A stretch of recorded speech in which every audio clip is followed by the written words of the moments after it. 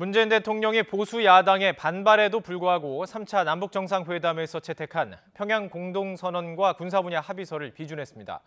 문 대통령의 강한 의지 속에 남북협력의 속도가 붙고 있지만 보수 야당과의 갈등의 골은 더욱 깊어지고 있습니다. 청와대 비준 강행에 반대하는 보수 야당의 목소리 먼저 들어보시죠. 남북관계의 발전과 군사적 긴장 완화는 한반도의 완전한 비핵화를 더 쉽게 만들어 촉진하는 역할을 하게 될 것입니다. 4.27 판문점 회담은 국회 비준을 이렇게 요청해놓고 비준 동의를 요청하고 평양 공동선언과 부속 남북군사 합의서를 이걸 청와대에서 일방적으로 대통령이 이렇게 비준 의결을 해버렸다는 것은 이거는 국가 안전보장, 국가 안보에 그는 심대한 결정적 영향을 미치는 중요한 사안이고 그런 결정들에 대해서 효력정지 가처분 신청을 포함한 권한쟁의 신청까지 국회에 야권 공조를 통해서 실천해 나갈 겁니다.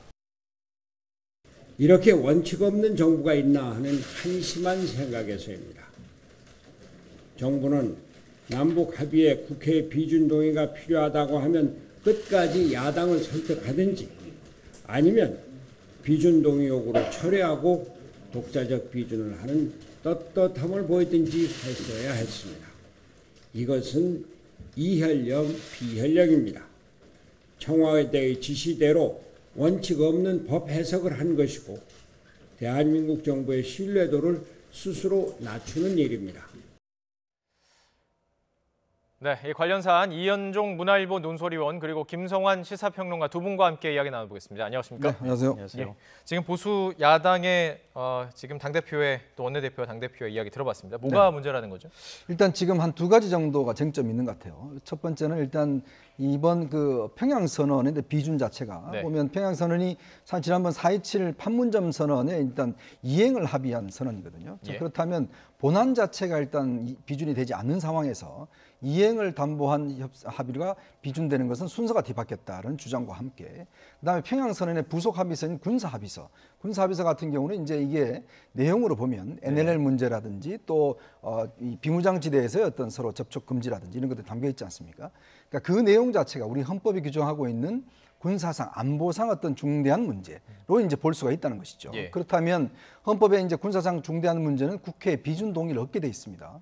그렇다고 한다면 이번 법안도 마찬가지로 국회 비준 동의를 얻어야 됨에도 불구하고 일단은 이것만 가지고 이제 대통령이 그냥 정권으로 비준 동의를 했다. 이런 부분들 현재 두 가지 지점들을 일단 제기를 하고 있는 것 같습니다. 그렇습니다. 이 두 가지 때문에 이제 뭐 야당 쪽에서는 보수 야당 쪽에서는 권한쟁의 심판까지 지금 하겠다. 법적인 뭐 판결까지 내보겠다 이런 이야기인데요. 청와대 주장은 어떤 거죠?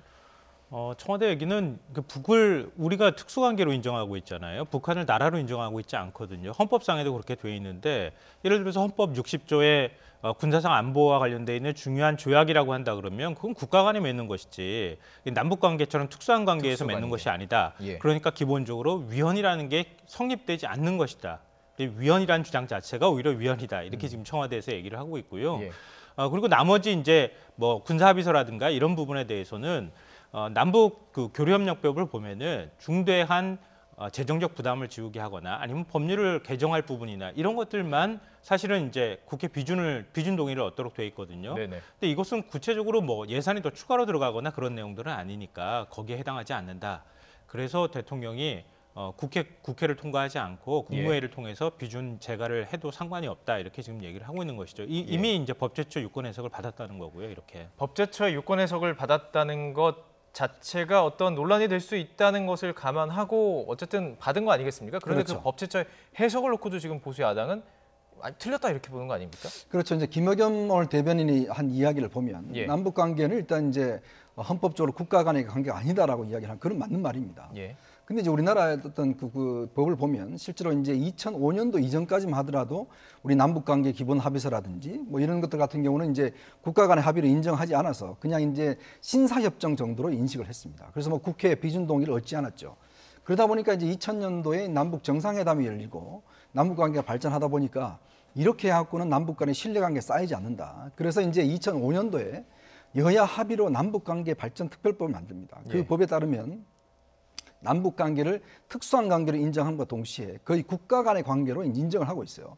그래서 어떤 여러 가지 합의서나 이런 거는 비준과 똑같은 어떤 그런 절차를 거쳐서 하고 예. 그 어떤 효력도 똑같은 어떤 그 부여를 하고 있습니다. 그만큼 이제 남북 관계 합의서도 그냥 단순한 국가가 아닌 나라의 관계가 떠나서 실제로 이것도 굉장히 중요한 합의서다라는 것들을 인정하는 것이죠. 거기에 맞춰서 예산도 마찬가지로 거기에 들어와서 들은 예산도 국회의 동의를 얻게 되도록 그렇게 이제 법제화를 해놓은 것입니다. 그만큼 이제 남북 관계가 국가 간의 관계만큼 중요하다는 것을 인정한 게 2005년도 이후에 이제 상황이거든요. 그래서 6.15 공동선언, 14 공동선언 다 이제 비준을 했습니다. 네네. 근데 지금 김의겸 대변인 이야기는 남북 관계가 아니기 때문에 비준을 안 해도 된다는 이야기는 상당히 모순적인 이야기예요.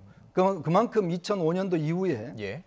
이 법에 따라서 국가 간의 관계를 인정하고 있기 때문에 예. 사실상 이제 헌법적으로 보면 그만큼 국가 간의 관계를 인정하고 있는 것이죠. 그렇기 예. 때문에 우리가 예. 비준을 하려고 하는 것이고 또 이제 대통령이 어제 비준 동의를 하셨지 않습니까? 예. 그만큼 중요한 협상임에도 불구하고 이걸 어떤 위헌적이다라는 것을 이제 유출해서 결국은 이제 이 헌법의 60조 1항에 있는 이 문제를 좀 위반한 것이 아닌가라는 게 지적인데 예. 이게 논란이 있을 수 있습니다만은 그러나 2005년도 이후의 법 정신은 이 북한도 국가의 거의 버금가는 지위를 부여하고 있다 이렇게 예. 이야기할 수 있을 것 같습니다. 지금 조금 말씀하신 부분이랑 조금 달라요. 이 네. 부분이 바로 다른 부분이고 그렇기 때문에 지금 논란이 되는 건데 말씀해 주시죠. 그러니까 예. 청와대 얘기는 그거죠. 그러니까 야당에서 위헌이라고 주장하니까 왜 위헌이 아닌지를 주장하기 위해서 지금 그 논리를 얘기하는 거죠. 법제처에서 그 부분에 대해서도 사전에 이제 심사를 했다는 거 예. 하는 것을 얘기를 예. 하고 있는 예. 거고요.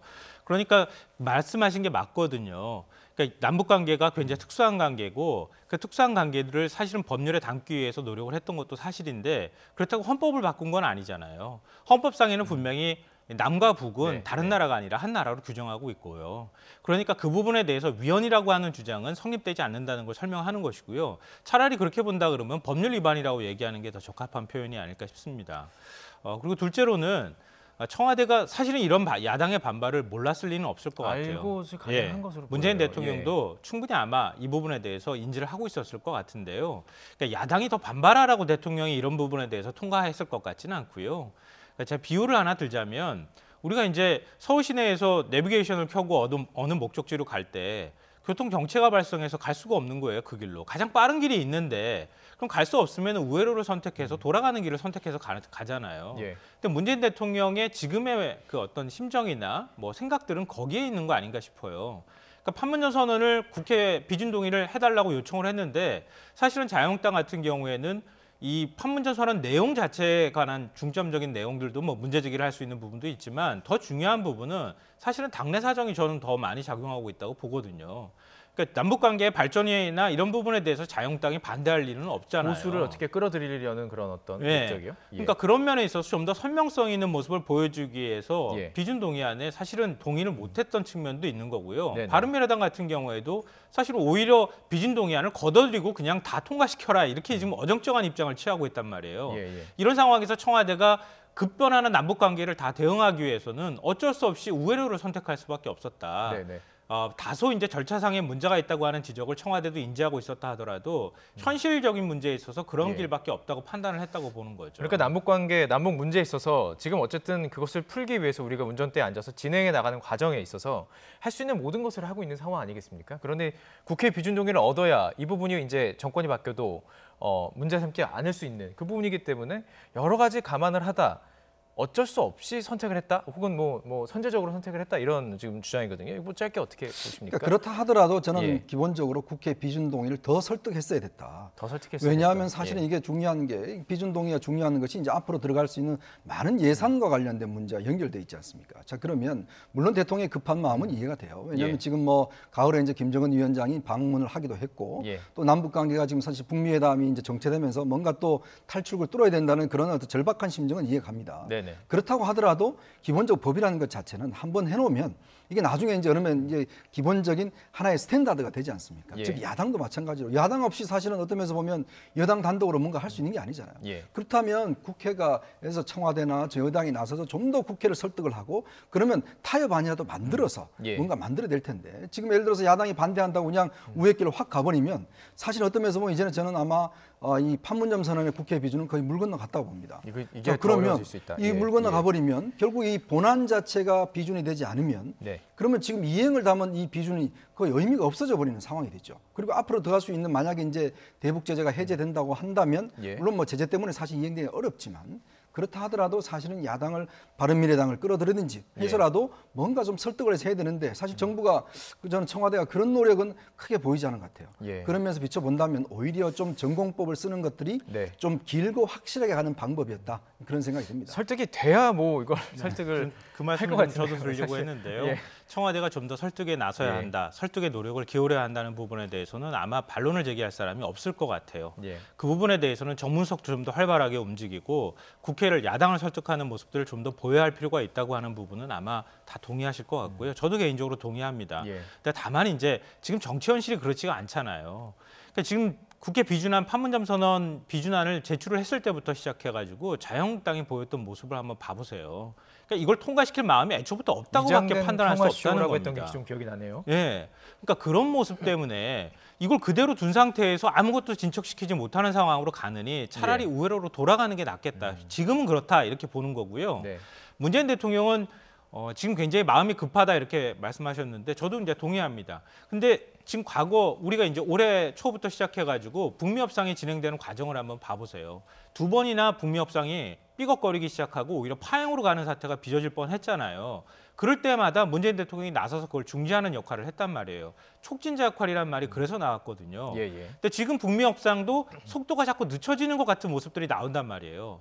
이럴 때 남북 관계가 오히려 그걸 끌고 가는 모습들을 보여주고 그러면서 북한이나 미국이 양쪽에 예. 일종의 압력으로도 작용할 수 있는 부분들을 아마 저는 청와대에서 판단했을 거라고 봅니다. 자, 그 조금 전에 말씀하셨던 것이 이제 자유한국당 내 그 보수 야당에서는 보수의 어떤 그 표심 뭐 이런 것들을 여론을 생각하기 때문에 이런 것들이 진행한다라는 얘기 계속 나오고 있는데요. 조금 주제를 조금만 옆으로 옮겨보겠습니다.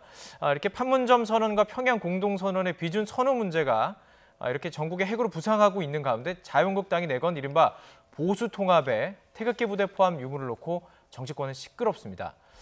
과연 뭐 어떤 생각일지 참 궁금한데요. 하태경 바른미래당 의원의 이야기가 상당히 뭐 시사하는 점이 있는 것 같습니다. 이 부분을 듣고 계속 이야기를 해보도록 하겠습니다. 전원책 변호사가 태극기 부대는 나라를 사랑하는 애국적인 사람이다. 예. 근데 태극기 부대는 나라보다 박근혜 대통령을 더 사랑했죠. 그래서 좀 잘못된 이야기고 그잖아요. 그래서 그 옛날에도 보면 같은 당에 있는 사람도 떨어뜨리고 예. 친박이 아닌 사람은 떨어뜨리고 뭐 이랬던 애당심도 없었어요. 오로지 뭐 박근혜 대통령 한 사람만 예. 나라나 정당보다 더 사랑했던 사람들이기 때문에 좀 전원책 변호사가 뭐 이제 그 한국당에 들어와서 자기의 정치적인 예. 본질을 여지없이 드러내는 것 같고요. 뭐 보수 통합도 아니고 그거 통합이죠. 친박 대통합인데 뭐 친박들끼리 잘해보라 그러세요. 관심 없어요. 네, 이 점은 김성환 평론가께 좀 먼저 드리고 싶습니다. 지금 이건 친박 대통합이다. 그러니까 태극기 그 부대를 자유한국당으로 보수 통합이라는 이름으로 받아들이는 게 아니라 친박 대통합이다 이렇게 평가했습니다. 어떻게 보십니까? 제가 최근에 이제 지금 자유한국당 비대위원 한 명을 만나가지고 얘기를 좀 들었었는데요. 예. 고민이 있더라고요. 지금 이제 친박 그리고 이제 태극기 이른바 이제 세력이라고 불리는 그런 분들을 그럼 어떻게 정리할 거냐? 그거보다 더 이제 조금 더 들어가게 되면 박근혜 전 대통령 탄핵 문제를 어떻게 정리할 건가가 지금 보수 세력에 있어서 제일 중요한 화두 문제로 떠올랐다. 네네. 이걸 어떻게 우리가 정리할 건가 굉장히 고민이 된다 이렇게 얘기를 하는 거예요. 그 고민의 지점은 뭐냐면은 지금 보수가 분열이 돼서는 앞으로 선거나 이런 데에서 이길 수 없는 상황인데 근데 만약에 이제 그 바른미래당이나 그동안에 이제 탄핵에 있어서 반대를 하고 찬성을 했던 네네. 뭐 유승민 전 대표나 이런 분들을 당으로 다시 끌어들이기 위해서는 다시 친박 세력이 당을 떠나는 이런 상황이 될 수 있다는 거죠. 그러니까 한쪽을 붙이면 다른 한쪽이 떨어져 나가고 똑같은 당이 돼버릴 수밖에 없는 상황이다. 예. 이런 상황에서 우리가 선택할 수 있는 방법은 이른바 박근혜 전 대통령을 지지했던 열성 지지자 그룹을 품어 안을 수밖에 없는 게 현실이다. 이렇게 현실론으로 얘기를 설명하더라고요. 예. 근데 그런 부분에 대해서 그런 현실론에 대해서는 아마 많은 분들이 어느 정도 공감을 할 수 있을 것 같은데요. 네. 문제는 이제 국민 여론일 것 같습니다. 그러니까 시대가 바뀌어가고 지금 이제 남북관계 개선이나 지난번에 지방선거를 했을 때 평화 프레임이라는 얘기가 나왔던 것처럼 한국의 보수가 언제까지 지금 이런 상황에서 머물러 있을 것이냐. 좀 변화하고 혁신하는 모습을 보여줘야지 국민의 다수의 동의를 얻지 않겠느냐라고 하는 지점으로 가면 그런 논리가 여지없이 무너진다는 거예요. 거기에 바로 고민의 지점이 있는 것 같습니다. 보수 쪽에서도 분명히 좀 그 청사진을 보여줘야 될 필요도 있는 것 같아요. 북한 문제에 있어서 어떻게 해결하겠다라는 어떤 청사진이 없이 반대만 하는 것은 또 문제가 있을 텐데요. 자, 지금 말씀해 주신 거에 좀 얘기를 덧붙였고요. 자, 그렇다면 만약에 이 태극기 부대라는 표현을 뭐 쓰겠습니다. 태극기 부대가 지금 자유한국당 내에 들어와서 하나의 조직으로 자리를 잡게 되면 지금 당내 세력이 한 3개가 되는 거 아닙니까? 복당파도 있고 그렇죠. 홍준표, 친홍준표 세력까지. 그러면 굉장히 복잡해지는 거 아닌가요? 그러니까 이게 이제 사실은 태극기 부대라고 우리가 이야기는 하지만 실체는 사실 없습니다. 뭐 누가 다 자기는 태극기 부대라고 적어 다니는 것도 아니고 그렇죠. 사실 이분들의 입당을 막을 수 있는 방법도 없어요. 뭐 어떻게 뭐 점검을 해볼 수 있는 방법도 없고 최근에 제가 이야기를 들어보니까 최근에 무더기 입당이 굉장히 많아지고 있다고 합니다. 그래서 아마 자유한국당에서는 이것이 지금 어떤 면에서 일명 이제 태극기 부대라고 불리는 분들의 것이다라고 생각하고 있는 모양인데 문제는 이제 이렇게 입당을 하게 되면 당비를 한 달에 한 2,000원씩 내면요. 일단 이제 권리당원으로서 나중에 전당대회 때 당대표를 선출할 수 있는 투표권이 생깁니다. 자, 그러면 이게 이제 예를 들어서 뭐 몇천 명이면 괜찮지만 이게 몇만 명 단위로 넘어가 버리면 이건 예를 들어서 결과를 좌우할 수가 있어요. 한 10,000명 넘으면 이게 조사 결과 있더라고요. 10,000명 넘으면은 좌지우지할 수 이게 있다는 왜 것 그러냐면 같아요. 제가 아시겠지만 사실 문재인 대통령이 이제 후보실에도 보면 그래서 문재인 대통령을 좋아하는 이제 그 지지층과 친문 같은 경우도 보면 그게 몇 명만 똘똘 뭉치면 상당히 이게 힘이 세거든요. 그렇다고 한다면 이쪽도 똑같은 현상이 나타날 수가 있다는 거죠. 그렇기 때문에 지금 이제 김병준 위원장이나 저는 이 전원책 변호사의 생각이 조금 달라요. 왜냐하면 지금 이제 그분들을 뭐 받아줄 수밖에 없는 현실 아니냐라는 일면 그런 측면이 있고 김병준 위원장은 이렇게 가면 안 된다. 우리도 네트워크 정당으로 가자. 그게 뭐냐면 지금 사실은 여당이 보면 더불어민주당이 있고 정의당이 있고 참여연대가 있고 뭐 다 있지 않습니까? 그러니까 각자 가자는 거예요. 각자 가면서 결국은 이제 어떤 사안이 생길 때 뭔가 뭉칠 수 있는 거지. 지금 괜히 한 집을 같이 모아놓으면 왜냐 태극기 부대가 들어오면 제일 먼저 내세울 게 뭡니까? 박근혜 대통령 석방이 아니겠습니까? 자, 그러면 자유한국당이 그걸 제일 먼저 내세우면 이 더불어민주당이나 다른 어떤 정책 이슈와 항해서 모든 게 묻혀집니다. 그러면 어떤 정치적인 어떤 움직일 수 있는 여지가 없어지는 것이죠.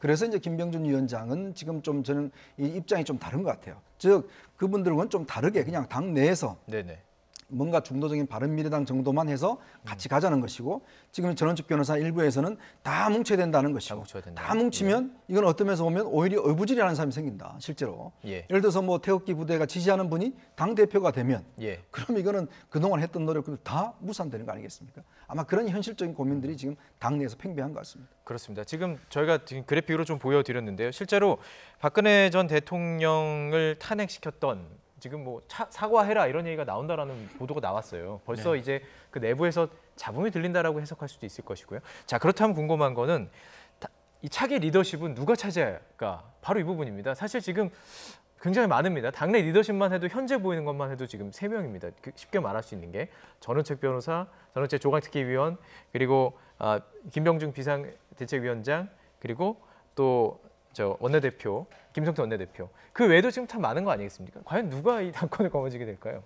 지금 이제 불펜에서 몸을 풀고 있는 것 같은데요. 마운드가 정리가 안 돼서 지금 그 등판을 못 하고 있는 상황이 아닐까 싶어요. 당분간 이런 상황이 계속되는 거 아닌가 그런 생각이 드는데요. 과거 이제 정치 역사를 보면은 사실은 이런 혼란기를 지금 이제 민주당도 불과 몇 년 전까지 겪었거든요. 근데 이런 혼란기가 정리되는 과정들을 보면은 한 가지 특징이 있습니다. 주로 가장 유력한 대선 주자가 나오는 순간부터 서서히 당의 중심성이 만들어지기 시작하거든요. 그러니까 지금 자유한국당은 그 한나라당, 새누리당 저 두 당을 거쳐가면서 자유한국당으로 지금 왔는데 그 과정에서 당의 중심성은 박근혜라고 하는 이름 석자로 만들어진 거였어요. 근데 박근혜 전 대통령이 탄핵되고 이른바 친박이 밀려나기 시작하면서 당의 중심성이 없어져 버렸습니다. 그러니까 그 외에 그러면 새로운 중심성 누가 그러면 대선 주자가 될 것이냐 이 부분이 만들어지지 않는 한 제가 볼 때는 이런 상황이 계속 이런 혼란이 반복될 수밖에 없다고 봅니다. 근데 방금 전에 말씀하셨던 것처럼 지금 거론되는 인물이 과연 그런 중심성을 만들고 당의 중심축을 잡을 만큼의 어떤 그런 명망이나 아니면 국민적 지지를 받고 있는가 그건 또 아닌 것 같거든요. 현재로서는 아무리 마운드를 정리해준다 하더라도 선발로 누가 나와서 공을 던져도 승리하기 어려운 상황이다. 근데 근데 당분간 지금 자유한국당의 혼란들은 지금 뭐 조강특위가 만들어지고 당의 새로운 인물들을 수혈한다 하더라도 제가 볼 때는 현실적으로 불가피하다. 당분간이라고 하는 게 뭐 대선 어느 시점까지는 모르겠지만 예. 그거는 현재로서는 별로 길이 안 보이는 상황이 아닐까 싶어요. 제가 볼 때는. 저희가 지금 영상으로 사실 그 등판할 수 있는 네. 투수들을 다 보여드렸습니다. 이 중에서 좀 관심 가는 사람이 있으십니까? 그래서 예. 지금 김병준 위원장하고 지금 전원책 변호사의 둘이서 어떤 의견이 다른 게 뭐냐면 예. 선발 투수를 둬서 오래 가자는 것이 것과 예. 아니면 그냥 짧게 가자는 것, 이게 이제 단일 지도체를 할 것이냐, 예, 예. 그다음에 이제 그냥 집단지를 할 것이냐, 이 이제 갈등이 있는 거예요. 예. 지금 이제 전원책 변호사는 단일 지도체제로 가야 된다는 주의입니다. 그럼 즉 단일 지도체로 가면 한 사람 대표가 되는 사람이 당권을 잡고 예. 이제 공천을 하게 되는 것이죠. 근데 그렇게 될 경우에 예를 들어서 친박과 가까운 사람이 당 대표가 된다면 당은 또 친박당이 되는 거예요. 그렇죠. 이제 그런 우려가 예. 있기 때문에 김병준이 그거 안 된다. 기본적으로 집단 지도체로 가야 된다. 즉 각 계파에서 대표하는 사람들이 어쨌든 모여서 어떻든 간에 뭔가 힘을 합쳐가야지 한 사람에게 힘을 몰아주면 당은 또 옛날같이 된다라는 지금 그 주장이거든요. 마찬가지입니다. 그러니까 뭐냐면 지금 한 사람이 좌우할 수 없는 분위기. 아까 김성환 평론가도 이야기를 했지만 누구 하나 지금 이명박 박근혜처럼 누구 하나 딱 나와서 딱 집결시키는 사람이 없어요. 네네. 그렇다고 한다면 차기 대권까지는 어쨌든 간에 집단 지도체로 저는 갈 수밖에 없다고 봐요. 예. 즉 그러면 각 계파를 대표하는 사람들이 어느 정도의 지분을 가지고 들어와서 지도체 형성하는 방법. 예. 저는 그게 최선이라고 보거든요. 예. 그런데 이제 문제는 그런 상황에서도 과연 그럼 당 대표를 누가 할 거냐. 네네. 예를 들어 지금 황교안 전 총리 지금 뭐 거의 입당 결심을 굳히신 것 같아요. 아, 그래요? 예. 그래서 뭐 자기는 보수를 보수하겠다라는 뭐 그런 이야기도 하시고 한데 예. 그러다 이제 오세훈 전 서울시장이라든지 지금 일단 만약에 이런 분들이 나서게 되면 예. 김무성 전 대표나 홍준표 전 대표도 조금 생각이 달라질 수도 있어요. 그렇죠. 예. 만약에 태극기 부대가 많이 입당을 하고 김진태 의원이나 이런 분들이 또 나선다 그러면 예. 이분들 생각도 좀 달라질 수가 있어. 아 이거는 친박의 부활을 막아야 된다. 그러기 위해서는 내가 나와야 된다. 예. 아마 그런 명분을 나갈 겁니다. 예. 아마 그러면 굉장히 혼전 양상이 좀 벌어질 거예요. 그리고 이제 공천권을 쥐게 돼서 이제 다음 총선에서 막 칼을 막 휘둘러가지고 자기 반대 사람들 잘라나가기 시작하면 이게 지금 사실 바른미래당에서는 그런 걸 좀 기대하고 있는 것 같은 눈치거든요. 얘기를 지금 들어보면. 바른미래당하고 예. 그 자유한국당이 당분간 뭐 통합이나 이런 논의가 오고 갈 것 같아 보이지는 않아요. 예. 그러니까 결국은 이제 자유한국당이 어떤 스탠스를 취하느냐, 어떤 모양으로 당을 만들어가느냐에 따라서 바른미래당에 들어갈 여지가 생기느냐, 아니면 들어갈 수 없느냐가 결정이 될 수밖에 없는 것 같거든요. 예. 그러니까 지금 상황에서 자유한국당은 끊임없이 바른미래당을 흔드는 거죠. 보수대 통합을 얘기하는 가장 중요한 이유 중에 하나가 바로 저는 그거라고 생각하거든요. 그러니까 바른미래당 입장에서는 가만히 멀쩡하게 있는데 중도 대통합을 얘기하고 있는데 저쪽에서 보수 대통합을 얘기하니까 바른미래당이 흔들리는 현상이 나타나거든요. 그런 면에서 손학규 지금 대표가 굉장히 강한 발언들을 쏟아내고 있는 것이다 이렇게 보이고요. 그러니까 최근에 이제 홍준표 전 대표가 굉장히 왕성하게 활동을 하잖아요. SNS나 이런 페이스북에 곳에서. 굉장히 뭐 강한 이야기들을 네. 쓰고 있습니다. 그런 예. 면에서 제가 볼 때는 홍준표 전 대표는 나는 계파에서 자유롭다. 그러니까 결국 계파 싸움을 정리할 만한 사람은 나밖에 없다. 이런 이제 생각을 하고 있는 것 같아요. 예. 그러니까 그렇게 해서 계파에 자유로울 수 있는 사람을 속 골라내기 시작하면 예. 사실 몇 명 보이지 않거든요. 아, 예. 그러니까 그러다 보면 당에서 언제가 될지는 모르겠지만 그런 부분에 대한 논의들이 자연스럽게 나올 거라고 생각하고 지금 네네. 열심히 뒤에서 몸을 풀고 있는 거 아닌가 예. 싶습니다. 득과실을 좀 여쭤보고 싶습니다. 마지막으로 짧게 여쭤보고 네. 싶을 텐데요. 자, 이 지금 태극기 부대가 지금 자유한국당에 입당하는 것을 놓고 결국에 민주당이 웃고 있다 이런 해석을 하신 분들 계십니다. 그건 동의하십니까? 그렇죠. 왜냐하면 예. 사실은 이제 내부 분열이 아마 심할 겁니다. 특히 이제 박근혜 전 대통령을 어떻게 볼 것이냐, 탄핵을 어떻게 볼 것이냐를 두고 예. 사실 내용 자체가 이게 쉽게 사실 이건 논쟁으로 이거는 해결될 수 있는 문제가 아니에요. 옳고 그름 선악으로 이제 나눠지는 문제이기 때문에 이건 어떤 면에서 보면 한쪽이 이길 수밖에 없는 이제 그런 입장이지 않습니까? 이게 예. 뭔가 합의점을 찾아갈 수 있는 사안이 아니거든요. 근데 최근에 뭐 이걸 한번 대논쟁을 한번 붙어보자라고 이야기를 하는데 저는 예, 예. 좀 회의적입니다. 왜냐하면 이거는 뭐 끝이 없는 논쟁이에요. 이거는 기본적인 생각 자체가 다르기 때문에 그래서 결국은 이렇게 만약에 태극기 부대가 대거 입당을 하고 내부적으로 한다면 내용 사태가 저는 상당히 오래될 것이다. 자 그렇게 되면 자유한국당이 정리되는 것이 아니라 원래 원점으로 즉 어게인 2016년으로 다시 가버리는 게 아닌가. 예. 그렇게 되면 바른미래당도 바른미래당 나름대로의 자기 영역을 확대할 것이고 그러면 예. 이런 분열된 상황에서 총선을 치른다면 이거는 뭐 뻔한 거 아니겠습니까? 자, 그렇기 때문에 지금 아마 내부에서 자유한국당 지도부의 고민은 결국 그러면 이 태극기 부대를 어떻게 할 것이냐, 또 그러면 이 앞으로 당 개혁 발전을 어떻게 할 것이냐, 이게 예. 상당히 어려워진 지금 함수에 들어가게 되는 것 같아요. 그렇죠. 선거는 어쨌든 양당 구도를 만들어야 뭐 일단은 야당 쪽에서는 유리한 게 있기 때문에 그런 해석이 나오는 것 같습니다. 네. 자, 이현종 문화일보 논설위원 그리고 김성환 시사평론가 두 분과 함께 자세한 이야기 나눠봤습니다. 고맙습니다.